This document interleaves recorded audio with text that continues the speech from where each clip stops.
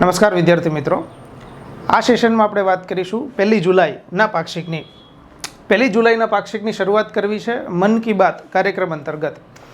આપણને સૌને ખબર છે કે હમણાં જ તાજેતરમાં જ વડાપ્રધાન શ્રી નરેન્દ્ર મોદી સાહેબની 100મી મન કી બાત આ કાર્યક્રમનું આયોજન થયું. ત્યાર પછી 102મી જે મન કી બાત કાર્યક્રમ છે એના અંતર્ગત સાહેબે વાત કરી કે એક ડેમ અત્યારે ચર્ચામાં છે, જે ડેમનું નામ છે નીલવંડે ડેમ. આ ડેમ જે છે અત્યારે ચર્ચામાં છે.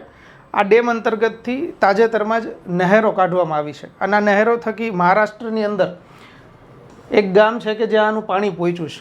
તો આપણા માટે ઇમ્પોર્ટન્ટ ફેક્ટ એ છે કે ભાઈ અત્યારે હાલ ચર્ચામાં રહેલો નીલવંડે ડેમ એ કયા રાજ્ય સાથે સંકલિત છે. તો યાદ રાખીશું મહારાષ્ટ્રની અંદર છે અને જળ એ જ જીવન, આની વાત નરેન્દ્ર મોદી સાહેબે આ ડેમ અંતર્ગત કરી હતી.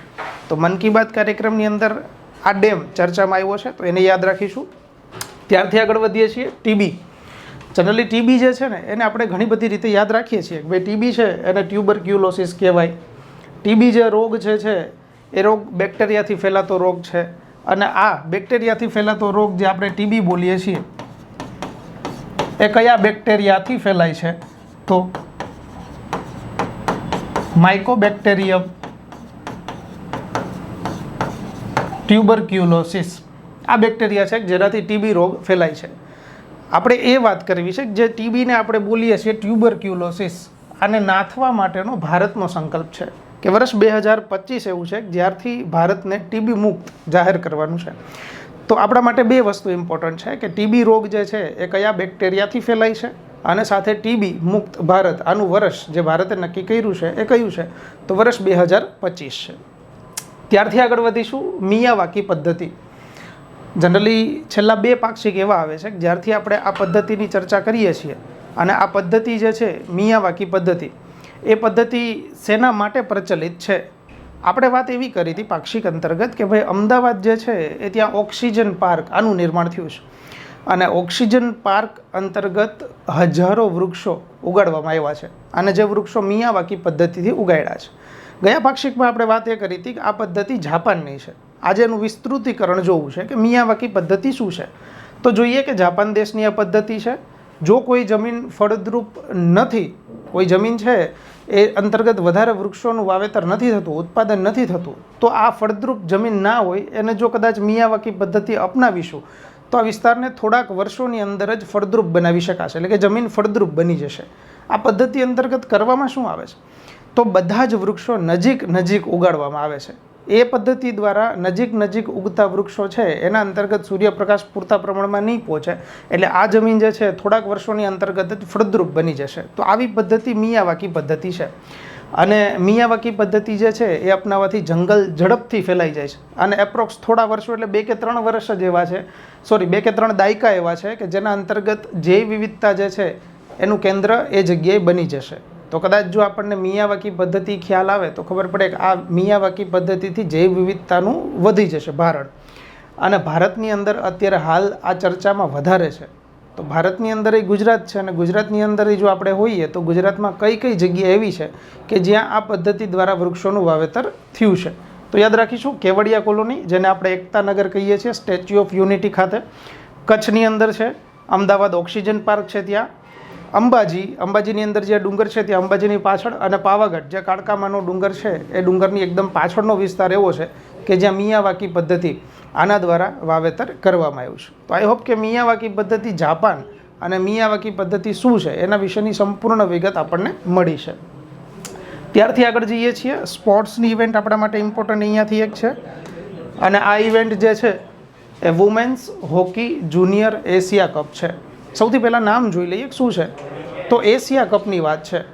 અચ્છા, આ એશિયા કપ છે શેના માટેનો છે? તો હોકી માટેનો છે અને વુમન્સ માટેનો છે, સાથે જુનિયર હોકી કપ છે. તો આને યાદ રાખીશું કે 2023ની અંદર એનું આયોજન થયું છે અને 2023માં એનું 8મું સંસ્કરણ હતું.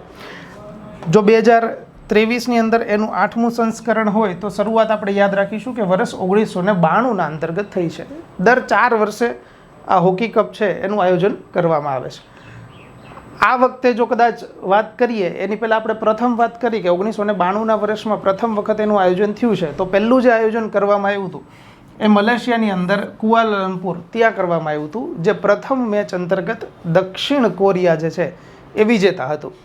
ભારતનું સ્થાન જો પ્રથમ વખત જોઈએ તો ભારત ત્યારે ત્રીજા નંબર પર 1992માં રહેલું હતું. આ તો ઠીક છે કે ઇતિહાસની વાત મળી છે. કદાચ 2023માં 8મા સંસ્કરણની વાત કરીએ તો આ વર્ષે 2023ની અંદર જાપાનમાં આયોજિત થયો હતો. આ સૌથી વધારે ઇમ્પોર્ટન્ટ છે. યાદ રાખજો કે women's hockey junior Asia cup 2023માં ક્યાં આયોજિત થાય તો જાપાનની અંદર થાય. આ વર્ષે પહેલા નંબરે ભારત રહ્યું છે, એટલે આપણા માટે આ વધારે ઇમ્પોર્ટન્ટ થશે. પહેલા નંબર પર ભારત છે અને બીજા નંબર ઉપર દક્ષિણ કોરિયા, અને જ્યાં દેશની અંદર આયોજન થયું એ ત્રીજા નંબર પર જાપાન રહ્યું છે. આપણે કદાચ 3 નંબર યાદ ન રાખીએ તો 2 ડેટા છે કે આ આયોજન કઈ જગ્યાએ થયું તો જાપાનની અંદર થયું છે.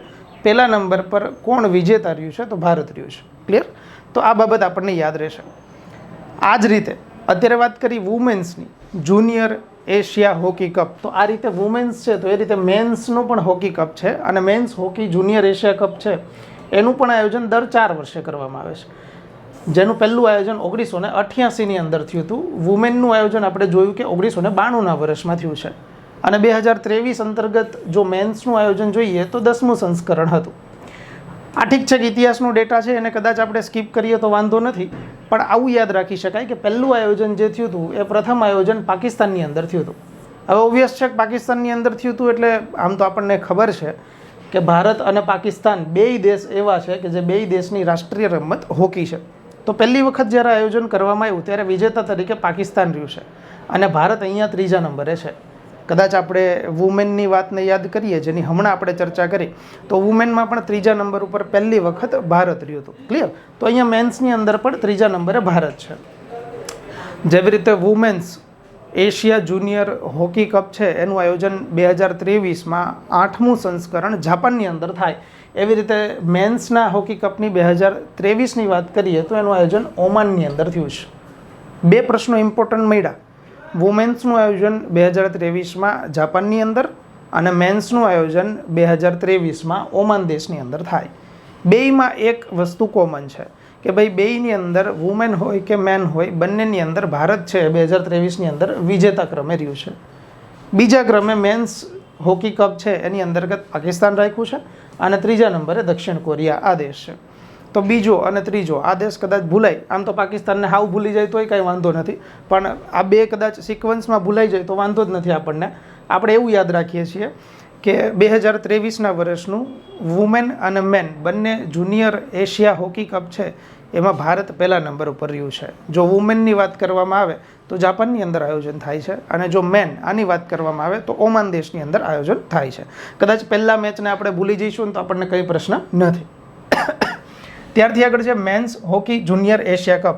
આજે અત્યારે હાલ મેન્સ હોકી જુનિયર એશિયા કપની આપણે વાત કરી, એમાં એક વધારાનો ફેક્ટ છે કે જ્યારે અત્યારે હાલ ભારત જીતું છે ને, તો અત્યારે જીત મેળવવાથી પુરુષ જુનિયર હોકી એશિયા કપમાં ભારત સૌથી વધારે જીત મેળવનાર ટીમ બની ગઈ છે. જે 2023ની અંદર અત્યારે ઓમાનમાં ભારતે જીત હાંસલ કરી એના અંતર્ગત ભારત અત્યાર સુધી સૌથી વધારે જીતી ગયું છે એવું બન્યું છે.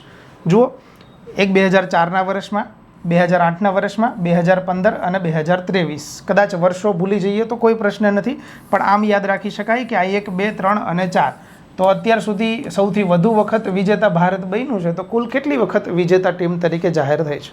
તો કુલ 4 વખત ભારત છે એ વિજેતા ટીમ ઉપર થયું છે, અને સાથે સૌથી વધારે વિજેતા તરીકે હાંસલ થયું છે. ત્યારથી આગળ હજુ જ આવું જ એક સ્પોર્ટ્સ ઇવેન્ટ છે. યાદ રાખશું, આ બધો જ ડેટા છે ને એ ગુજરાત પાક્ષિકની અંદર મન કી બાત કાર્યક્રમની અંદર ભારતના વડાપ્રધાન સાહેબે કરેલો છે. વધારાનો ડેટા શોધેલો પણ છે, પણ અમુક ડેટા છે જે આપણને વધારે ઇમ્પોર્ટન્ટ મળે છે. જેમ કે એશિયન અંડર-20 એથ્લેટિક્સ ચેમ્પિયનશિપ. સૌથી પહેલી બાબત આ યાદ રાખીશું કે ભાઈ એશિયન અંડર-20 એથ્લેટિક્સ ચેમ્પિયનશિપ છે એનું આયોજન કઈ જગ્યાએ થયું છે? તો દક્ષિણ કોરિયાની અંદર થયું છે. હું ફરી પાછું યાદ કરાવું છું કે વુમેન એશિયા હોકી જુનિયર કપનું આયોજન જાપાન ખાતે કર્યું છે. મેન્સ એશિયા જુનિયર હોકી કપનું આયોજન ઓમાન ખાતે થયું છે. અને અત્યારે જે આપણે એથ્લેટિક્સ ચેમ્પિયનશિપની વાત કરીએ છીએ એનું આયોજન દક્ષિણ કોરિયામાં થયું છે. ક્લિયર? 2023નું આયોજન દક્ષિણ કોરિયામાં થયું છે, જેમાં વિજેતા ક્રમ ઉપર ભારત અગેઇન રહ્યું છે. ત્રીજી સિદ્ધિ છે ભારત માટે, યાદ રાખીશું સ્પોર્ટ્સની અંદર. તો અહીંયા પણ ભારત છે. બીજા નંબરે ચીનટુડો રહ્યો છે, એટલે કે ચીન દેશ રહ્યો છે. અને જો ભારત દેશની વાત કરીએ કે પહેલા નંબરે ભારત રહેતું હોય તો ભારતને કુલ કેટલા મેડલ પ્રાપ્ત થયા છે? તો એથ્લેટિક્સ ચેમ્પિયનશિપની અંદર ભારતને 19 મેડલ ટોટલ હાંસલ થયા છે. આ 19 મેડલ અંતર્ગત ગોલ્ડ 6 મેડલ મળ્યા છે, સિલ્વર મેડલ 7 છે અને બ્રોન્ઝ 6 મેડલ મળ્યા છે. બે વસ્તુ આ સ્લાઇડ છે એમાંથી તમને ઇમ્પોર્ટન્ટ મળે છે. સૌથી ઇમ્પોર્ટન્ટ ડેટા પહેલો એ કે એશિયન અંડર-20 એથ્લેટિક્સ ચેમ્પિયનશિપ આનું આયોજન 2023ના વર્ષમાં કઈ જગ્યાએ થયું? તો દક્ષિણ કોરિયા. બીજો ક્વેશ્ચન કે આ આયોજનમાં વિજેતા ક્રમ પણ કોણ રહ્યું છે? તો ભારત રહ્યું છે. અને ત્રીજી વસ્તુ કે આ આયોજન અંતર્ગત ભારતને મળેલા ગોલ્ડ મેડલ જણાવો. તો યાદ રાખીશું 6. તો આ બધી જ વસ્તુ આપણને અહીંયાથી ઇમ્પોર્ટન્ટ મળે છે. તો આ ચેમ્પિયનશિપને પણ આપણે યાદ રાખીશું. ત્યારથી આગળ વધીએ છીએ. એક વ્યક્તિ છે જેમનું નામ આપણા માટે વધારે ઇમ્પોર્ટન્ટ છે, શ્રી શંકર મુરલી. આ વ્યક્તિ જે છે એથ્લેટિક સાથે જોડાયેલા છે અને પર્ટિક્યુલર એથ્લેટિકની અંદર પણ લાંબી કૂદ આની સાથે જોડાયેલા છે. વ્યક્તિનું નામ આપણે એટલા માટે અહીંયા લઈએ છીએ કારણ એવું છે કે ભાઈ પેરિસ ડાયમંડ લીગ હમણાં આયોજિત થઈ અને આ પેરિસની અંદર ડાયમંડ લીગની અંદર કાંસ્ય પદક આ વ્યક્તિને પ્રાપ્ત થયો છે. હવે સર ખાલી કાંસ્ય પદક મેળવે તો આપણે એમને યાદ રાખીએ એવું ખરું? પણ એવું યાદ રાખવું છે કે ભાઈ આ જે લાંબી કૂદની સ્પર્ધા એટલે કે ડાયમંડ લીગ થઈ એમાં ભારતનો પહેલો ચંદ્રક મેળવનાર વ્યક્તિ શ્રી શંકર મુરલી છે. તો આપણા માટે ઇમ્પોર્ટન્ટ વસ્તુ એ છે કે શ્રી શંકર મુરલી કઈ સ્પોર્ટ્સ ઇવેન્ટ સાથે જોડાયેલા છે? તો લાંબી કૂદ સાથે જોડાયેલા છે. ક્લિયર? વધારેમાં યાદ રાખવું હોય તો પેરિસ ડાયમંડ લીગ આની અંદર એમને કાંસ્ય પદક આ પ્રાપ્ત થયો છે. તો આને પણ યાદ રાખીશું. એક પુસ્તક છે, મારા મત મુજબ તો પુસ્તક આપણે કદાચ વાંચેલું હશે, એટલે કે પુસ્તકનું હેડિંગ વાંચ્યું છે કે ભાઈ સંઘર્ષમાં ગુજરાત. તો આ પુસ્તકના લેખક ભારતના વડાપ્રધાન શ્રી નરેન્દ્ર મોદી સાહેબ છે.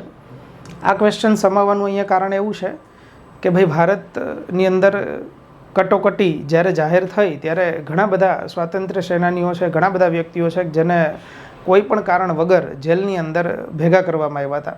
આ બધી જ ચર્ચા છે એ નરેન્દ્ર મોદી સાહેબે મન કી બાત કાર્યક્રમની અંદર કરી હતી અને એમણે કીધું હતું ભાઈ કટોકટી ઉપર જે હિંસા થઈ છે એ હિંસા ફેલાવવાના કારણે ઘણા બધા પુસ્તકો લખાણા છે. તો એ વિષય ઉપર લખાયેલા પુસ્તકોમાં મોદી સાહેબે કીધું કે ભાઈ મેં પણ એવું એક પુસ્તક લખ્યું છે અને એ પુસ્તકનું નામ છે સંઘર્ષમાં ગુજરાત. તો આ પુસ્તક જે છે એના લેખક તો નરેન્દ્રભાઈ મોદી છે આપણને ખબર પડી, પણ પુસ્તકમાં વાત શેની છે? તો કટોકટી દરમિયાન બનેલી હિંસા અથવા તો એમના દ્વારા બનેલા ભોગના વ્યક્તિઓ, આ બધી જ ચર્ચાઓ છે આ પુસ્તકની અંદર થઈ છે. તો આપણને એ પુસ્તક યાદ રહેશે. ત્યારથી આગળ છે એક કાર્યક્રમ છે ગુજરાત સરકારે લોન્ચ કરેલો છે. કાર્યક્રમનું નામ છે અર્બન ગ્રીન મિશન કાર્યક્રમ. પહેલી વસ્તુ એ કે અર્બન ગ્રીન મિશન આ કાર્યક્રમનું નામ છે, આવું યાદ રાખી લઈએ છીએ. આ કાર્યક્રમનો ઉદ્દેશ્ય શું છે? તો જો કદાચ આપણે નામ વાંચીએ ને તો ખબર પડી જાય કે સર ગ્રીન મિશન આ કાર્યક્રમનું નામ છે, એટલે કદાચ સર આ કાર્યક્રમ અંતર્ગત કોઈને કોઈ વૃક્ષ વાવેતરની કંઈક વાત હશે. અર્બન માટેની વાત છે એટલે કે આ શહેરીકરણની ક્યાંક વાત હશે. તો આવું યાદ રાખીએ છીએ કે ભાઈ આ કાર્યક્રમ શેના માટે છે? તો રાજ્યના શહેરોની અંદર જે બાગાયતનો વ્યાપ થાય છે એ બાગાયતના વ્યાપને વધારવા માટે યુવાનોની અંદર તાલીમ આપવાની આ કાર્યક્રમ શરૂઆત થઈ છે. અર્બન ગ્રીન મિશન કાર્યક્રમનો ઉદ્દેશ્ય શું છે? તો શહેરોની અંદર જે બાગાયતી પાક છે એ વધારવાનું છે અને વધારવા માટે થઈ અને યુવાનોને તાલીમ આપવાનું છે. તો કૌશલ્ય વર્ધન તાલીમ અહીંયાથી યુવાનોને આપવામાં આવશે. બીજી એક બાબત કે આ તાલીમ માટે કૌશલ્યમાં વૃદ્ધિ થશે તો ક્યાંક ને ક્યાંક ગુજરાતની અંદર રોજગારીમાંય વધારો થશે, યુવાનોની રોજગારીમાંય વધારો થશે. તો જો કોઈ લોકો મેઇન્સની તૈયારી કરે છે તો એમને અહીંયાથી બે વસ્તુ પ્રાપ્ત થશે, યાદ રાખજો. એક તો બેરોજગારીનો કોઈ મુદ્દો પૂછાય છે તો તાજેતરમાં ગુજરાત સરકારે શરૂ કરેલી અર્બન ગ્રીન મિશન આ કાર્યક્રમ લખી શકાય. બીજું, કૃષિને લગતો કોઈ ક્વેશ્ચન છે તમે લખી શકો છો. તાજેતરમાં જ ગુજરાત સરકારે એક પહેલ અર્બન ગ્રીન મિશન આ પહેલને શરૂ કરી છે. ક્લિયર? તો આ બે બાબત છે. બીજી એક બાબત, આ કાર્યક્રમ અંતર્ગત થશે શું? તો યદ રાખીશું યુવાનોને તાલીમ આપવામાં આવશે. પણ તાલીમ સર મફત લેવાની છે? યુવાનો જોડાશે, 3 દિવસની તાલીમ હશે. તો આ 3 દિવસની તાલીમ ફ્રી ઓફ કોસ્ટ મળશે? યસ, યુવાનો માટે ફ્રી ઓફ કોસ્ટ છે. સાથે સરકાર આ તાલીમમાં જોડાતા તમામ યુવાનોને 250 રૂપિયા ડેઇલી સ્ટાઇપેન્ડ પણ આપશે. ખાલી 250 રૂપિયાનું સ્ટાઇપેન્ડ, એટલે કે ખાલી 250 રૂપિયાની રકમ નહીં, પણ સાથે સાથે ઘણી બધી ટૂલ કિટ પણ વિતરણ કરવામાં આવશે. ટૂલ કિટ શેના માટે છે? તો મિત્રો આના અંતર્ગત ઘણા બધા કાર્યક્રમની અંદર ઘણી બધી કૌશલ્ય વર્ધન તાલીમ આપવાશે. જેમ કે કોઈ વૃક્ષ છે એનો ઉછેર કઈ રીતે કરવું, કોઈ પાક છે તો એમાં કોઈ કીટાણુ ન લાગે એનું ધ્યાન કઈ રીતે રાખવું, વ્યક્તિ માળી કામ કરવું હોય તો માળી કામની તાલીમ પણ આ જ કાર્યક્રમ અંતર્ગત અપાશે. તો માળી કામને લગતા કોઈ ટૂલ છે તો એ પણ રાજ્ય સરકાર છે, ગુજરાત સરકાર છે, યુવાનોને આ અંતર્ગત આપવાનું છે. ક્લિયર? તો 3 દિવસનો કાર્યક્રમ છે. 8 મહાનગરપાલિકા આપણી છે. આ 8 મહાનગરપાલિકાની અંદર આ તાલીમ કાર્યક્રમ શરૂ થશે અને તાલીમ કાર્યક્રમ અંતર્ગત ગુજરાતનો કોઈ પણ ઉમેદવાર છે એમાં નોંધણી કરાવી શકશે. ક્લિયર? તો રોજગારીમાં વધારો થાય, બેરોજગારીમાં ઘટાડો થાય, ત્યારથી આગળ કોઈ બાગાયત પાક છે એનો વધારો થશે અને રાજ્ય સરકારની એક નવી પહેલ છે, આ યાદ રાખી શકાય. ત્યારથી આગળ વધીએ છીએ. અચ્છા, મેં તમને આ વાત કરી 8 મહાનગરપાલિકા છે એની અંતર્ગત 175 જેટલી 3 દિવસીય કૌશલ્યવર્ધન તાલીમ આનું આયોજન થશે. ક્લિયર? ત્યારથી આગળ છે ઓલિમ્પિક વર્લ્ડ સમર ગેમ્સ 2023. આ સ્પેશિયલ ઓલિમ્પિક ગેમ્સ છે કે જેનું આયોજન સમર ઓલિમ્પિક તરીકે 2023માં થયું છે. તો આના અંતર્ગત એવું કહેવાય છે કે ગુજરાતના વધારે દિવ્યાંગ ખેલાડી, મનોદિવ્યાંગ ખેલાડી છે એમણે આની અંતર્ગત ઢોલ બજાવી દીધો છે એવું કહેવાય. માહિતી મેળવીએ છીએ કે ભાઈ ઓલિમ્પિક વર્લ્ડ સમર ગેમ્સ છે, સ્પેશિયલ ઓલિમ્પિક છે, એનું આયોજન કઈ જગ્યાએ થયું છે? તો જર્મનીની અંદર થયું છે. રિપીટ કરીએ તો વુમેન્સનો જે એશિયા જુનિયર હોકી કપ હતો આનું આયોજન આપણે જાપાન ખાતે કરેલું છે. જો મેન્સનો એશિયા જુનિયર હોકી કપ આનું વાત કરીએ તો ઓમાન ખાતે થયું છે. અને ત્યારથી આગળ વાત કરીએ કે અત્યારે Olympic world summer games special Olympic એનું આયોજન જર્મની ખાતે થયું છે. 190 દેશે ભાગ લીધો છે.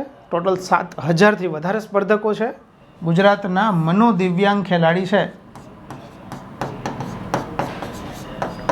આ મનોદિવ્યાંગ ખેલાડીએ કુલ 14 મેડલ પ્રાપ્ત કર્યા છે.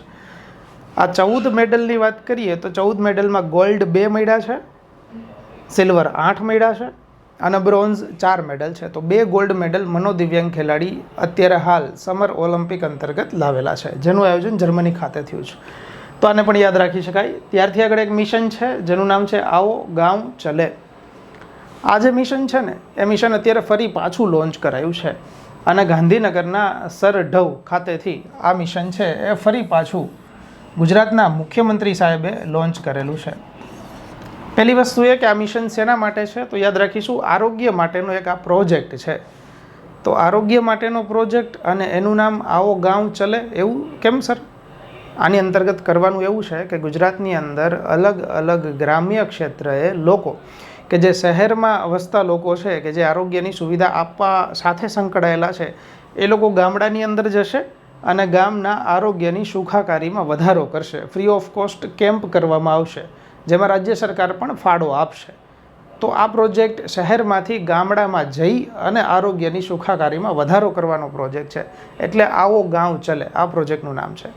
સીધો અને પ્રિલિમ રિલેટેડ ફેક્ટ તમને કહું તો સીધું પૂછાઈ શકે કે આવો ગાંવ ચલે પ્રોજેક્ટ કયા ક્ષેત્ર સાથે સંકળાયેલો છે?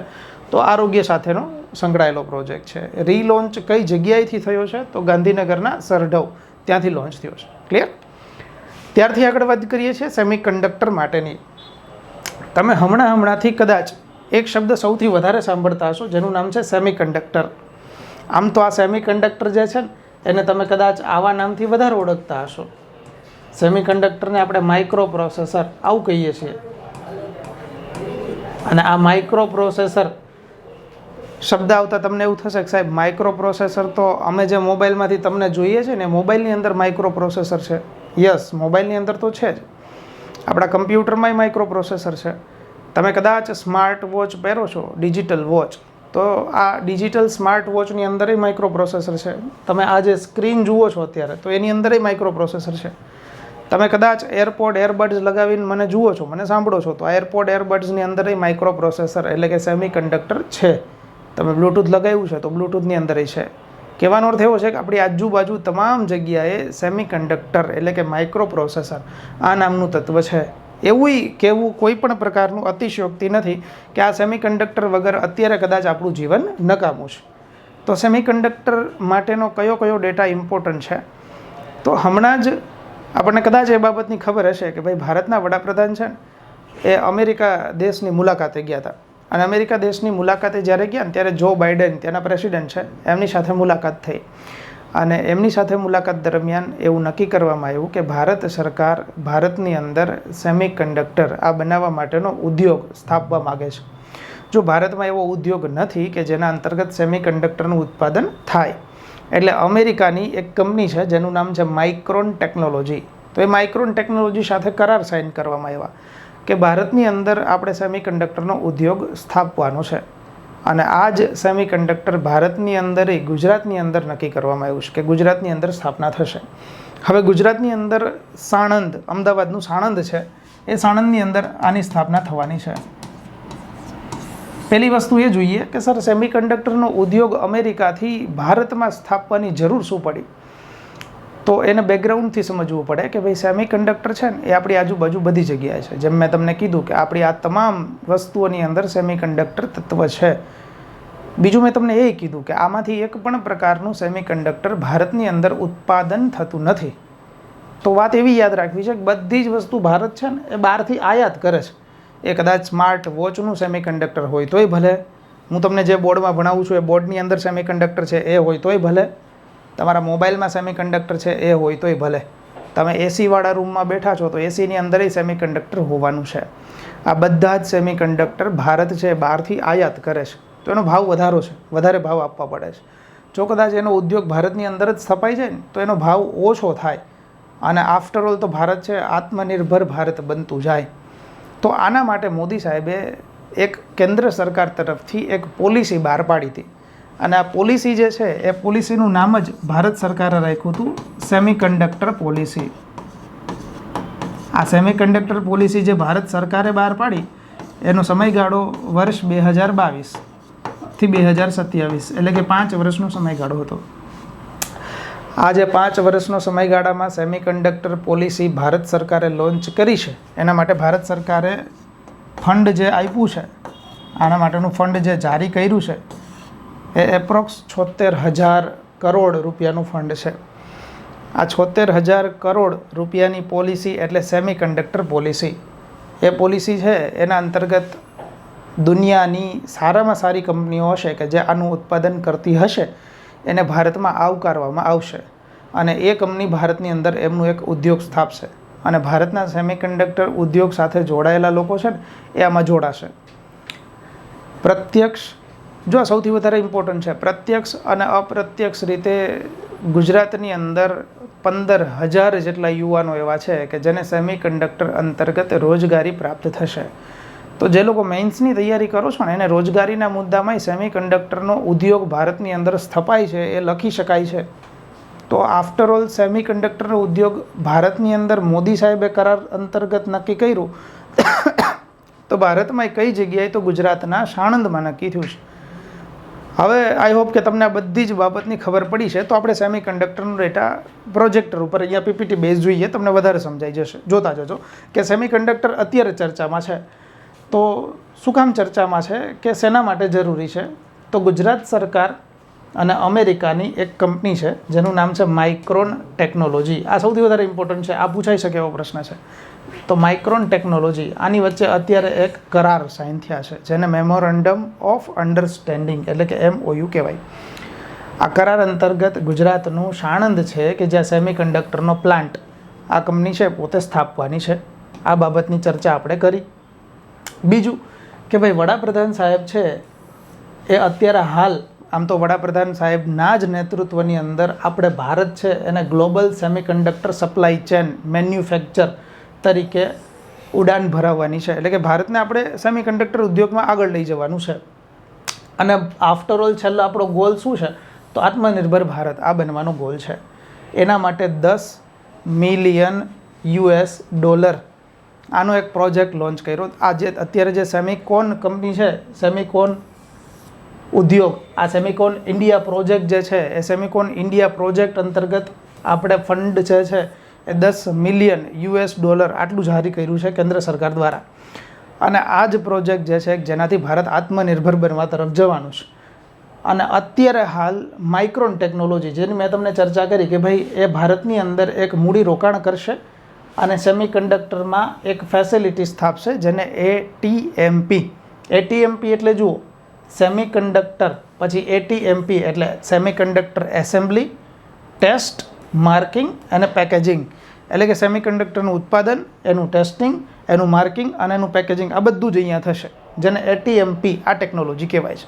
તો આ કંપની અહીંયા મૂડી રોકાણ કરી અને એટીએમપી ફેસિલિટી અહીંયા સ્થાપવાની જાહેરાત કરી છે. તો આ પણ હવે તમને સમજાઈ જશે. ચર્ચા તમને મેં કરી. તાજેતરમાં વડાપ્રધાન સાહેબ છે અમેરિકાની મુલાકાતે ગયા હતા. માઇક્રોન ટેકનોલોજી છે ગુજરાતના સાણંદમાં $2.75 બિલિયન એટલે કે $2.75 બિલિયન એટલે 22,500 કરોડની વાત છે. તો 22,500 કરોડથી વધારાનું રોકાણ કરશે અને પ્રત્યક્ષ ને પરોક્ષ રીતે 20,000 જેટલા નાગરિકો છે, ગુજરાતના નાગરિકો છે, જેને અહીંયા સેમિકન્ડક્ટર ઉદ્યોગમાં રોજગારી પણ પ્રાપ્ત થશે. તો આ બધી જ ચર્ચાઓ કરી. હવે તમને આ સમજાઈ જશે. જો સેમિકન્ડક્ટરની વાત કરીએ તો સેમિકન્ડક્ટરના ઉદ્યોગમાં ગુજરાતમાં આ ઉદ્યોગને આકર્ષવા માટે ગુજરાત સરકારે એક સંસ્થા અગાઉથી સ્થાપી લીધી છે અને એ સંસ્થાનું નામ છે GSEM. GSEM એટલે ગુજરાત સ્ટેટ ઇલેક્ટ્રોનિક મિશન. આ મિશન છે એ સંસ્થા છે કે જેની સ્થાપના ગુજરાતે સેમિકન્ડક્ટરનો ઉદ્યોગ વધારવા માટે અગાઉથી સ્થાપી દીધી છે. તો ગુજરાતે સેમિકન્ડક્ટરના ઉદ્યોગને આગળ વધારવા માટે પ્રોજેક્ટ કયા લોન્ચ કર્યા છે, કયા પગલાં લીધા છે, તો ગુજરાત સરકારે આ સંસ્થા તો સ્થાપી દીધી છે અગાઉથી. અને માઇક્રોન આ ટેકનોલોજીની વાત આવી છે, આ કંપનીની વાત આવી છે. તો આ કંપનીનું હેડક્વાર્ટર ક્યાં છે, તો યાદ રાખીશું બાઇસે. આ શહેરનું નામ છે ઇડાહો. આ સ્ટેટ છે અમેરિકાની અંદર, એ અમેરિકાની અંદર ઇડાહો સ્ટેટમાં બાઇસે શહેર, ત્યાં આવેલી કંપની છે. સર તમે એવું બોલ્યા હતા કે સારામાં સારી કંપનીઓ છે ને એની સાથે કરારો થશે, તો શું આ કંપની સારી છે? તો યાદ રાખીશું ફોર્ચ્યુન. આમ તો ફોર્ચ્યુનનું લિસ્ટ જારી થાય છે, પણ વિશ્વની 5મી સૌથી મોટી સેમિકન્ડક્ટર કંપની છે. આખા દુનિયામાં 5મા નંબર ઉપર આનું સ્થાન છે. અને ફોર્ચ્યુનનું એક લિસ્ટ જારી થાય છે, ફોર્ચ્યુન મેગેઝિન, જેમાં 500 રેન્ક સેમિકન્ડક્ટર કંપનીઓને આપવામાં આવે છે. અને 500માંથી 2022 એટલે ગયા વર્ષે આ કંપનીએ 127મો રેન્ક હાંસલ કર્યો છે. આમ તો 2022ના વર્ષમાં આ કંપનીને દુનિયાની સૌથી વધારે નીતિમત્તા ધરાવતી કંપની એનું પણ સર્ટિફિકેટ ફોર્ચ્યુન દ્વારા અપાયું છે. તો આને યાદ રાખીશું કે ભાઈ અમેરિકાની અંદર ખાલી આનો ઉદ્યોગો એવું નથી, અમેરિકાની સાથે અત્યારે ભારતમાં સ્થાપશે, પણ ભારતની સાથે સાથે જુઓ અમેરિકા, જાપાન, તાઇવાન અને ચીન આ બધુંય થઈને એના 11 જેટલા ઉત્પાદન એકમો તો અગાઉથી સ્થાપિત થયા છે. તો ભારતમાં એક નવી યશકલગી ઉમેરાશે. તો ભારતમાં પોતાનું એક નવો ઉદ્યોગ છે, એની પેટા બ્રાન્ચ અહીંયા ખોલવાની છે. હવે વાત છે માઇક્રો પ્રોસેસરની, જેની બધી જ ફરતેકોર આપણે વાત કરી, એ સેમિકન્ડક્ટરની વાત કરી છે. તો આ માઇક્રો પ્રોસેસર છે ને, એ માઇક્રો પ્રોસેસરના ફેક્ટ એવા છે કે માઇક્રો પ્રોસેસરને સેમિકન્ડક્ટર આવું કહેવાય છે. બીજું, આ માઇક્રો પ્રોસેસરનું હજી એક નામ છે, જેને માઇક્રો પ્રોસેસરને આવા નામથી ઓળખાય છે, આને લોજિકલ ચિપ આ પણ કહેવાય છે. વર્ષ 2022માં રાજકોટ મ્યુનિસિપલ કોર્પોરેશન RMCના જુનિયર ક્લર્ક એના પેપરની અંદર પ્રશ્ન હતો કે લોજિકલ ચિપ તરીકે નીચેનામાંથી કોને ઓળખાય, તો માઇક્રો પ્રોસેસરને ઓળખાય છે. તમે કદાચ એવું ઘણીવાર જોયું છે કે કમ્પ્યુટર છે ને, એ કમ્પ્યુટર વિષયની અંદર કમ્પ્યુટરની 5 પેઢી આવતી હોય. આ 5 પેઢીઓમાંથી કમ્પ્યુટરના ઇતિહાસમાં એના વિકાસ અંતર્ગત ચોથી પેઢી એવી છે કે જે ચોથી પેઢીની અંદર મેઇન સાધન, મુખ્ય સાધન તરીકે માઇક્રો પ્રોસેસર આનો ઉપયોગ થયો હતો. તો આ જ માઇક્રો પ્રોસેસર કે જેને સેમિકન્ડક્ટર, લોજિકલ ચિપ આવું કહેવાય છે, આ ચોથી પેઢીના કમ્પ્યુટરમાં માઇક્રો પ્રોસેસર મેઇન સાધન તરીકે ચાલેલું હતું. આવું માઇક્રો પ્રોસેસર હવે ભારતમાં બનશે અને ભારતની અંદર ગુજરાતના સાણંદમાં એનો ઉદ્યોગ સ્થાપવાનો છે. ક્લિયર? તો માઇક્રોન ટેકનોલોજી એનો ઉદ્યોગ સ્થાપશે. તો વિચારો કે નરેન્દ્ર મોદી સાહેબની એક અમેરિકા દેશની મુલાકાત અંતર્ગતથી આપણને આ બધો જ ડેટા પ્રાપ્ત થાય છે. ક્લિયર? વધીએ છીએ આગળનો નવો ડેટા લઈએ છીએ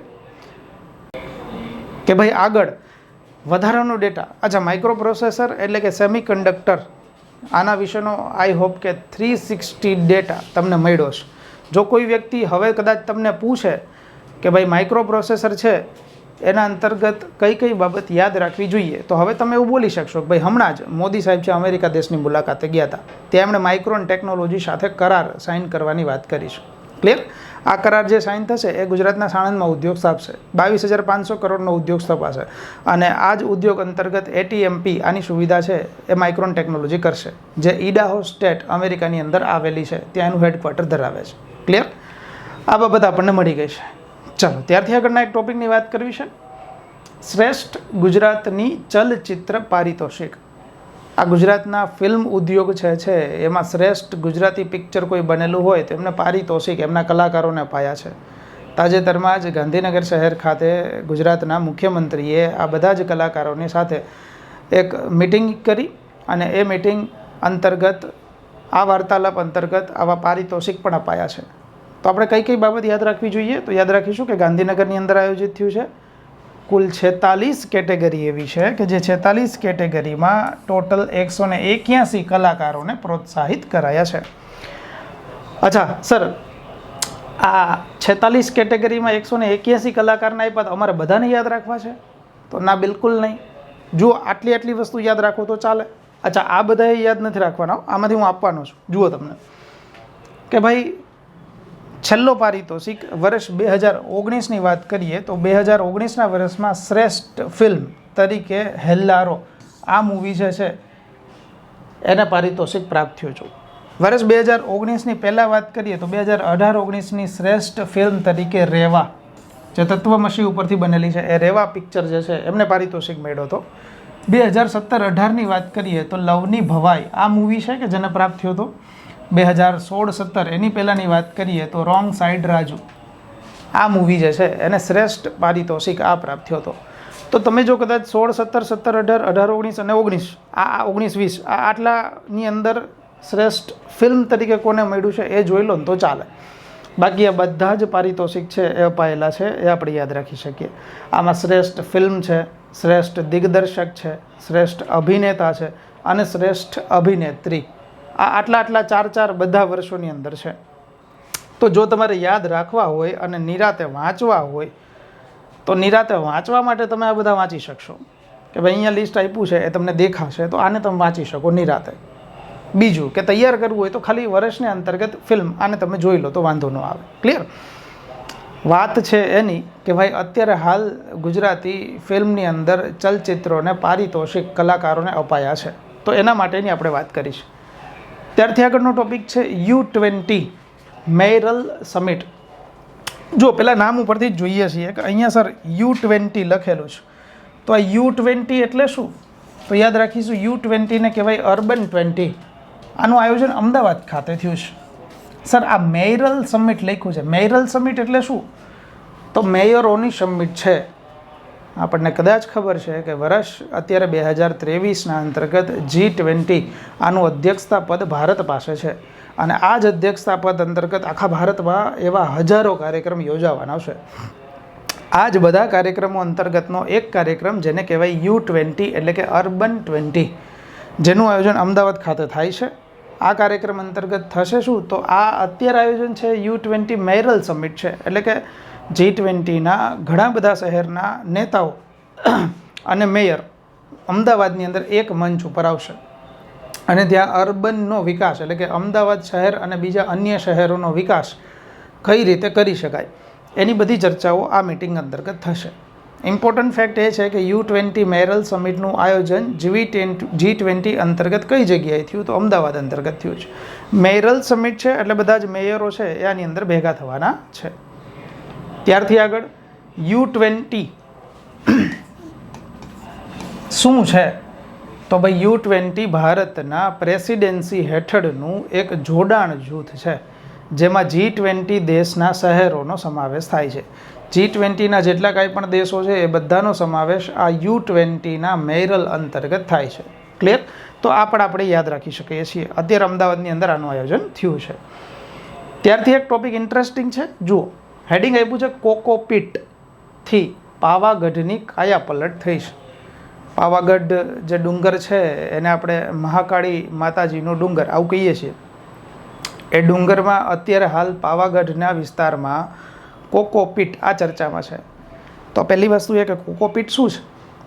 તમે ઘણી બધી જગ્યાએ આસ્થાના કેન્દ્રો, ઘણા બધા મંદિરોએ જતા હશો ને તો તમે એવું જોયું છે, જો આ તમે મેં બધાએ જોયું છે કે લોકો છે ને ત્યાં શ્રીફળ વધેરતા હોય છે. આ જે જગ્યા શ્રીફળ વધેરવાની હોય છે ને એ મોટા ભાગે આપણને ગંદકી ભરેલી, જો આ ફેક્ટ છે તમને બધાને ખબર છે કે ગંદકી ભરી જગ્યા આપણે જોઈએ છીએ. ભાઈ લોકો શ્રીફળ વધેરે છે, ત્યાં ને ત્યાં એનો કચરો ફેંકીને જાય છે, લોકો ત્યાં શ્રીફળ ચડાવે છે, એ શ્રીફળ ત્યાં આમને બગડી જાય છે, અને ખાસ તો એમના જે શ્રીફળના છોતરા જે વધે છે એ બધા ત્યાં ને ત્યાં આમને પડ્યા હોય છે, એનો કોઈ નિકાલ યોગ્ય નથી થતો હતો, યા તો સાફ સફાઈ યોગ્ય નથી થતી. તો હવે એક વસ્તુ કરવામાં આવી છે કે પાવાગઢની અંદર એક ટ્રસ્ટ છે, એમણે કર્યું છે એવું કે આ બધા જ જે પાવાગઢની અંદર વધારે જે નારિયેલના છોતરાઓ ભેગા થતા હતા એ બધા ભેગા કરી અને એમને સંગ્રહ કરી અને એનું સેન્દ્રિય ખાતર, કુદરતી ખાતર બનાવી લીધું છે. અને આ કુદરતી ખાતર છે એ વૃક્ષની અંદર નાખવામાં આવે છે. એને જ્યારે વૃક્ષની સાથે જમીનમાં ભેળવવામાં આવે તો વૃક્ષનો યોગ્ય ઉછેર ઝડપથી થાય છે. તો એનો એક ઓપ્શન મળી ગયો કે ભાઈ જે નારિયેળના છોતરા વધતા હતા એનું ખાતર બનાવી નાખ્યું. અને આ જે ખાતર તૈયાર કર્યું ને એને નામ આપ્યું છે કોકોપીટ. તો હવે જોઈ લઈએ કે કોકોપીટ શું છે. તો નારિયેળના છોતરામાંથી બનાવવામાં આવતું સેન્દ્રિય ખાતર છે. પાવાગઢની અંદર એક ડુંગર છે જેને કહેવાય બોડા ડુંગર. આમ તો પાવાગઢની પાછળ આવેલો છે. પાવાગઢની અંદર બોડા ડુંગર છે. એને છેલ્લા 3-4 વર્ષોની અંદર ત્યાંના એક ટ્રસ્ટે આવું ખાતર બનાવીને એ આખા ડુંગરની ફરતે એકવાર આ ખાતર છાંટી અને વૃક્ષ છે ઉગાડ્યા અને આખો ડુંગર વન આચ્છાદિત કરી દીધો છે. તો ઇમ્પોર્ટન્ટ ફેક્ટ એ છે કે ભાઈ કોકોપીટ એ શું છે. તો નારિયેળના છોતરામાંથી બનાવવામાં આવતું એક ખાતર. બીજી ઇમ્પોર્ટન્ટ ફેક્ટ કે કોકોપીટથી તાજેતરમાં કયા ડુંગરને વન આચ્છાદિત કરાયો છે. તો બોડા ડુંગર કઈ જગ્યાએ આવેલો છે? પાવાગઢની અંદર આવેલો છે. ક્લિયર? તો યાદ રાખીશું. જુઓ, પાવાગઢના મંદિરમાં ચડાવવામાં આવતું શ્રીફળ છે એના છોતરા એકઠા કરી અને એમાંથી સેન્દ્રિય ખાતર તૈયાર કરાયું. પાવાગઢ એકમાત્ર મંદિર છે કે જ્યાં કોકોપીટનો પ્રોજેક્ટ હાથ ધરાયો છે. યાદ રાખીશું, હાલ પૂરતું ગુજરાતનું એકમાત્ર મંદિર કે જ્યાં કોકોપીટ આનું આયોજન એ પ્રોજેક્ટ હાથ ધરાયો હોય તો એ પાવાગઢ મંદિર છે. ક્લિયર? ત્યારથી આગળ વધીએ છીએ. વન નેશન વન ચલણ. આપણે છે ને આવા ઘણા કાર્યક્રમ સાંભળ્યા છે. વન નેશન વન પ્રોડક્ટ, આ બધી વસ્તુ સાંભળી છે. વન નેશન વન રાશન, આવો એક પ્રોજેક્ટ છે વન નેશન વન ચલણ. તાજેતરમાં કરવામાં એવું આવ્યું છે કે ચલણ એટલે આમ તો ચલણ આવતાની સાથે આપણા મગજમાં પૈસા ભરવાની વાત આવે તો એ જ ચલણ છે. પણ આ ચલણ કયું છે? તો જ્યારે ટ્રાફિકના નિયમોનો આપણે ભંગ કરીએ તો આપણને ખબર છે કે મેમો જનરેટ થતો હોય, અને આ ઈ મેમો જે જનરેટ થાય છે ને એ ઈ મેમો આપણા ઘરે આવે છે. તમને કદાચ આ બાબતનો ફેક્ટ વધારે ખ્યાલ આવશે અને વધારે ગમશે કે ભાઈ 20મી ફેબ્રુઆરી એટલે કે 20/2/2020નો સમય એવો છે. આમ તો ફેબ્રુઆરી 2020 યાદ રાખશો તોય ચાલશે કે ફેબ્રુઆરી 2020થી ટ્રાફિકના નિયમોનો ભંગ થાય એ ભંગ અંતર્ગત ઈ મેમો જનરેટ કરવાનું ગુજરાત સરકારે નક્કી કર્યું હતું. અને આ જ ઈ મેમો છે આપણા મેસેજમાં આવી જતો હોય, ટેક્સ્ટ મેસેજમાં, અને આપણી ઘરે એક ફરફરી ઘણી વાર આવ્યું હોય. ઘણા લોકો તો આમાં બી ગયા હતા, સાહેબ અમે ગયા હતા 2 વ્હીલ લઈને અને મેમો ઘરે આવ્યો. પછી ઘરે ખબર પડે કે પાછળ કોને બેહાડીને ગયા હતા તમે, બરાબર? કેમ કે ફોટો આવી જાય સીધો. કહેવાનો અર્થ એવો છે કે આ ઈ મેમો જે જનરેટ થાય છે ને એનું પેમેન્ટ જે આપણે કરીએ છીએ ને એ ઓનલાઈન પેમેન્ટ હવે ગુજરાત રાજ્યના કોઈ પણ જિલ્લામાંથી થશે. માની લ્યો, ઉદાહરણ આપું છું, માની લ્યો તમે પરીક્ષા દેવા ગયા કોઈ બીજા જિલ્લાની અંદર, તમે ગાડી લઈને ગયા છો, ઘરે એવું કીધું છે અમે એકલા જ ગયા હતા અને બીજા કોઈને ભેગા લઈને ગયા હોય, તો ત્યાંનો ઈ મેમો જનરેટ થાય, એ તમારા ઘરે પહોંચે છે. તો તમારે ત્યાં જે તે જિલ્લાની અંદર જઈને ભરવાની જરૂર નથી. ઓનલાઈન એક પ્લેટફોર્મ છે, આ પ્લેટફોર્મ ઉપરથી તમે ઈ મેમો છે એ કોઈ પણ જિલ્લાનો ઈ મેમો ભરી શકશો. અને આ જ પ્લેટફોર્મ ઉપરથી ઈ મેમો છે યુપીઆઈથી ભરી શકાય, ક્રેડિટ કાર્ડ, ડેબિટ કાર્ડથી પણ ભરી શકાય છે. પરંતુ જો રોકડમાં ઈ મેમો તમારે ભરવો છે તો સંબંધિત જિલ્લાની અંદર, જો આ બધા જ ફેક્ટ ઇમ્પોર્ટન્ટ બોલું છું, યાદ રાખજો. ઓનલાઈન ઈ મેમો છે તમે કોઈ પણ જગ્યાએથી કોઈ પણ જિલ્લાએથી ભરી શકો છો. રોકડ રકમ જો તમારે ભરવાની છે તો રોકડ રકમ તમે કોઈ પણ જિલ્લાથી ભરી શકતા નથી. તમારે ફક્ત ને ફક્ત જે તે જિલ્લાનું એક કેન્દ્ર છે, જે કેન્દ્રનું નામ અપાય છે નેત્રમ. તો કોઈ પણ જિલ્લો જ્યાં તમે ઈ મેમો તમારો જનરેટ થયો છે એ જિલ્લાના નેત્રમ વિભાગની અંદર જઈ અને તમે રોકડ રકમ ભરી શકો છો, યા તો જે તે જિલ્લાના સંબંધિત પોલીસ સ્ટેશન ઉપર જઈ અને ઈ મેમો ભરી શકો છો. રોકડ રકમ કોઈ પણ જગ્યાએથી ભરી શકાતી નથી. જો તમારે ઓનલાઈન પેમેન્ટ કરવું છે તો કોઈ પણ જિલ્લાની અંતર્ગતથી થશે. તો હવે આ પ્રોજેક્ટની ચર્ચા કરીએ છીએ. જો વન નેશન વન ચલણ શું છે? તો ઈ ચલણ ભરવા માટે ગુજરાતના તમામ જિલ્લાઓમાં કાર્યરત એક પ્લેટફોર્મ એટલે વન નેશન વન ચલણ. રાજ્યના ગમે તે જિલ્લામાંથી ચલણ તમે ભરી શકશો. આના માટેનું પ્લેટફોર્મ છે એ પણ યાદ રાખી લઈએ. પ્લેટફોર્મ કયું છે? તો જુઓ પ્લેટફોર્મ આવું છે, https www.echallan.parivahan.gov.in આ પ્લેટફોર્મ છે જેના ઉપર તમે ભરી શકો છો, બરાબર. તો www.echallan.parivahan.government.in.gov.in આ છે. તો વન નેશન વન ચલણ આની ચર્ચા કરી છે. ત્યારથી આગળ છે વિશ્વ વસ્તી દિવસ. દર વર્ષે વસ્તી દિવસ છે એ 11મી જુલાઈના રોજ ઉજવાય છે. આ 11મી જુલાઈના રોજ દર વર્ષે વસ્તી દિવસ આનું આયોજન થાય છે. અને વસ્તી દિવસના વધારે ફેક્ટ છે એ વર્લ્ડ બોક્સના ઇન્સ્ટાગ્રામ આઈડી પર રીલ્સ સ્વરૂપે મેં વિડીયો સ્વરૂપે મૂકેલા છે. ક્લિયર? તો વસ્તી દિવસ 11મી જુલાઈ ઉજવાય છે. શરૂઆત 1989 થઈ છે, 1989થી થઈ છે. યુનાઇટેડ નેશન એક સંસ્થા છે, તમને બધાને ખબર છે. યુનાઇટેડ નેશનની એક સંસ્થા છે, એ સંસ્થાનું નામ છે યુનાઇટેડ નેશન પોપ્યુલેશન ફંડ. તાજેતરમાં જ યુનાઇટેડ નેશન પોપ્યુલેશન ફંડે એક રિપોર્ટ જારી કર્યો અને એના અંતર્ગત કીધું કે ભાઈ ભારત છે ને એમણે ચીનને પાછળ પછાડી અને દુનિયામાં સૌથી વધારે વસ્તી ધરાવતો દેશ ભારત બની ગયો છે. તો આપણે આમ ગર્વ લેવા જેવી બાબત છે કે ભાઈ બધાથી વધારે વસ્તી ભારતની અંદર અત્યારે છે, બરાબર. તો 11મી જુલાઈ વસ્તી દિવસનું આયોજન થાય છે. 11મી જુલાઈના એક દિવસ પહેલાં જશો ને તો 10મી જુલાઈ આવશે. અને 10મી જુલાઈ એટલે કયો દિવસ? તો માછીમાર દિવસ તરીકે ઉજવીએ છીએ. આ માછીમાર દિવસ એટલે કે રાષ્ટ્રીય મત્સ્ય પાલક દિવસ આ કહેવાય છે. હવે જો એક ફેક્ટ તમને આપું છું. માછીમાર જે છે ને એ આપણને ખબર છે કે માછીમારીની પ્રવૃત્તિ દરિયાની અંદર થાય છે.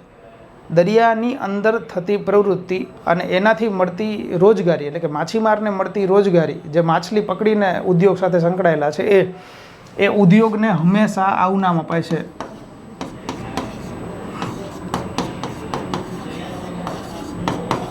Blue revolution. તો બ્લુ રિવોલ્યુશન શું છે? તો એ યાદ રાખીશું કે ભાઈ દરિયાની અંદર થતો માછીમારનો ઉદ્યોગ, તો એ માછીમારના ઉદ્યોગ અંતર્ગત મળતી રોજગારી એટલે એને બ્લુ રિવોલ્યુશન કહેવાય છે. તો મિત્રો આ બધી જ બાબત જે હતી એ આપણા પાક્ષિકના ફેક્ટ છે. હવે જે લોકો મેઇન્સની તૈયારી કરો છો, ઘણા બધાના આમાંથી હાઈકોર્ટ મેઇન્સ છે અને ઘણા બધા આવનારી મેઇન્સની તૈયારી અત્યારથી કરતા હશો, તો યાદ રાખીશું 1લી જુલાઈનું જે પાક્ષિક છે ને એના અંદરથી તમને મેઇન્સના પ્રશ્નો મળશે. કયા કયા મેઇન્સના પ્રશ્નો તમે 1લી જુલાઈના પાક્ષિકમાંથી બેઠા તૈયાર કરી શકશો? તો એક પ્રશ્નો હું અહીંયા રાખું છું, જેમ કે ગુજરાત રાજ્યની રોજગારીમાં સિંહ ફાળો ધરાવતું બ્લુ રિવોલ્યુશન શું છે? આ સમજાવો. જો આના અંતર્ગત નિબંધ પૂછાય તો બ્લુ રિવોલ્યુશનનું આખું પેજ તમને ગુજરાત પાક્ષિકની અંદર છેલ્લા પેજ ઉપર મળશે 1લી જુલાઈ. જો બધું શ્યોર કહી દઉં છું તો ત્યાંથી તમે આને તૈયાર કરી શકશો. એવો જ એક પ્રશ્ન છે કે ગુજરાતની ફિલ્મ ઉદ્યોગથી લઈ એટલે કે ગુજરાતની ફિલ્મ ઉદ્યોગથી રોજગાર અને પ્રવાસન ઉદ્યોગ વેગવંતો બન્યો છે. આ સમજાવો. તો જે આપણે ગુજરાતના ચલચિત્રોના પારિતોષિકની વાત કરી એ 3 પેજમાં તમને મળશે. 3 પેજમાંથી આરામથી તમે એમાંથી નિબંધ તૈયાર કરી શકશો. એના જેવો જ એક ચલચિત્ર સાથે જોડાયેલો જ એક નિબંધ આ છે કે કદાચ આ પૂછાઈ શકે કે સાચા અર્થમાં ગુજરાતી ફિલ્મોનો સુવર્ણ યુગ ફરી પાછો આવી રહ્યો છે, તો એને પણ સમજાવો. તો મિત્રો આવા 3 પ્રશ્નો તમે તૈયાર કરી શકશો. બ્લુ રિવોલ્યુશન, એક ગુજરાતના ચલચિત્રો એટલે કે ભાઈ ફિલ્મ ઉદ્યોગ એની અંતર્ગત મળતી રોજગારી, તો આ 2 નિબંધ તૈયાર થાય. ક્લિયર? તો આવા મહત્ત્વના ફેક્ટ છે એ પ્રિલિમ રિલેટેડ તો આપણે જોયા. જે લોકો મેઇન્સની તૈયારી કરો છો ને એની પાક્ષિક ફોલો કરવું જોઈએ કે જેનાથી તમને મેઇન્સની તૈયારી પણ એની સારી થશે. ક્લિયર? તો મિત્રો આ બધી જ વાતો હતી ગુજરાત પાક્ષિક 1લી જુલાઈની. આઈ હોપ કે 1લી જુલાઈના પાક્ષિકનો તમામ ડેટા તમારા મગજમાં આરામથી ફિટ થઈ ગયો છે. ક્લિયર? મળીશું આવા જ કોઈ નવા પાક્ષિક નવા કોઈ ટોપિક સાથે. જો તમને આ લેક્ચર ગમે છે તો લાઇક કરી અને પછી જવાનું છે. ક્લિયર? ફરી પાછા મળીશું નવા કોઈ ટોપિક સાથે, નવા કોઈ પાક્ષિક સાથે. ત્યાં સુધી સૌને મારા એક સાથે જય હિન્દ, જય ભારત.